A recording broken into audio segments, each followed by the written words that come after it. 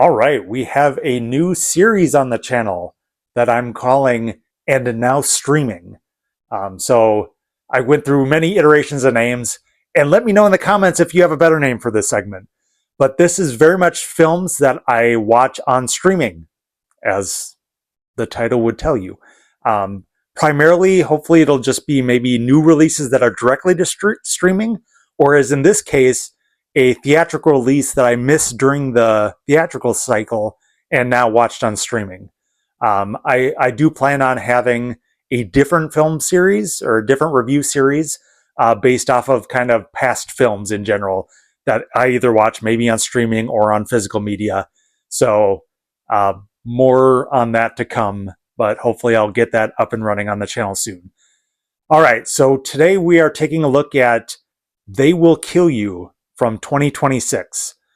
So this film follows a woman who had a tragic accident happen, or tragic situation, I should say, happen when she was a little bit younger with her very young sister, and then she had been sent away to jail.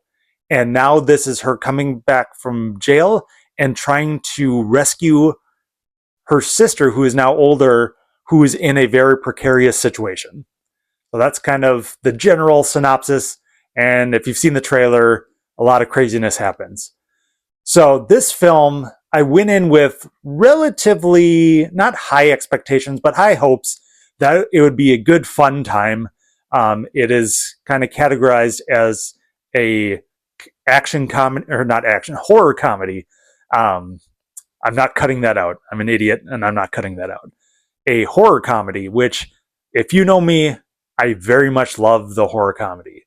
And this was very much in vain for a series of films that I really like called Ready or Not. Really enjoyed those films. I know I have the sequel review on this channel. Go check it out. But so I was kind of hoping for in that vein and lots of fun. For me, this film was trying to be Ready or Not way too hard and trying to one-up it. So the film does boast a lot of over-the-top, both some practical and digital effects to a big degree, where they try to do some pretty big showcase kills. Some of it is fun and I think does very well. So I think this film does that relatively well, and I'll start with that. Some of the kills are pretty darn cool and interesting, and they do practical effects, which is awesome. But also, as I'll talk about later, there is some digital aspects of this film that are not good at all. So I would say the film does that very well. It does try to mix in the comedy elements with kind of the action, and then some action, so I can keep in that blunder along with the horror. And I think from a tone perspective, the film starts off a little muddy, but eventually kind of gets where it wants to be, and you kind of understand what this film is going to be. So at the beginning, I thought it was a little muddy, and it just started off a little clunky, but then it got going and did relatively well. So this film does star Zazie Beetz as your lead character, and I thought she held her own in regards to kind of leading a film. I have very little experience with her. Pretty much only Deadpool 2, I think, is the main thing that I've seen her in. Other than that, haven't really seen much of her in anything. So was excited to see what she could do. And I thought she did relatively well with this film. Did a good job in that lead role. Handled kind of the mixture of kind of being terrified, but also trying to be kind of a badass and comedic a little bit. Thought she did well. This movie boasts a cast of, hey, I know that person. And that both is fun element of it, but also a hindrance, I think, from my perspective. So just to name a couple, we got Patricia Arquette, Heather Graham, and Tom Felton are all featured in the cast. And I thought this film could have did a lot more in regards to utilizing those actors to play very distinct and memorable characters. I thought for the most part, they were very underutilized and underused and used in very kind of bland roles and bland ways. Both Patricia Arquette gets a relatively big piece of the film, and Heather Graham does have some moments in there, but they're few and far between. I thought they could have utilized the "hey, I know that person" aspect of the film a lot better than it actually did. So that was kind of an unfortunate aspect of this film.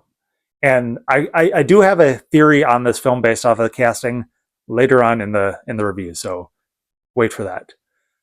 But as I said, I think this film really tries too hard, and nothing showcased that more than the end of this film.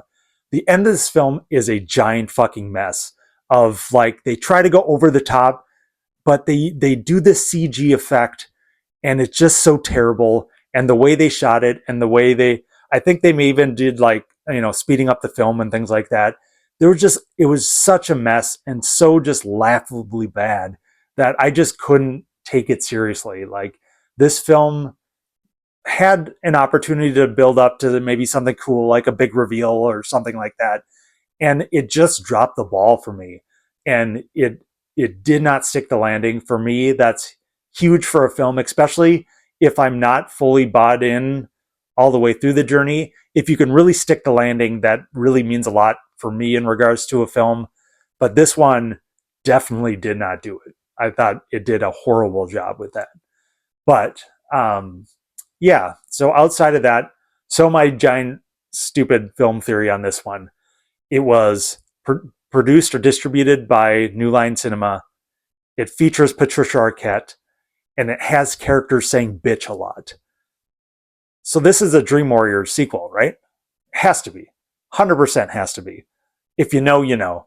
But that's the thing that I was thinking, like, for most of the movie, which shows you kind of where my headspace was at based off of what everything was being presented to me. So yeah, unfortunately, this one did not really hit the mark.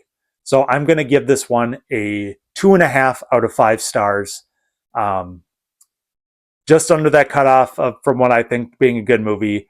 It had potential. It had some fun elements and had things like that. It is currently streaming on HBO Max, or whatever the fuck they're calling it these days. I think it's HBO Max. So you can check it out there. I'm sure you can probably pay to rent it on some other services too. But I guess I would, if you have a free 2 hours or whatever it is, check it out if you're already paying for the streaming service, which you are paying for it, so you're paying to watch it. I know some people think if you subscribe to a thing, you're not actually paying for it, but you're paying for it. It's just with streaming services, you're paying a lot less for the huge amount of content that you have available to you. So you're paying for it. So if you're paying for it, might as well watch it. Check it out if you have the time.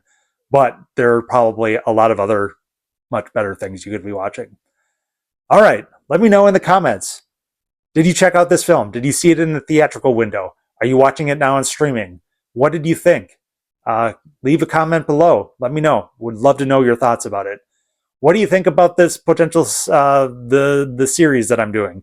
Do you have a better name for it? I know a lot of people are very good at naming things. So if you have a better name for it, please let me know, and I'm totally willing to do this.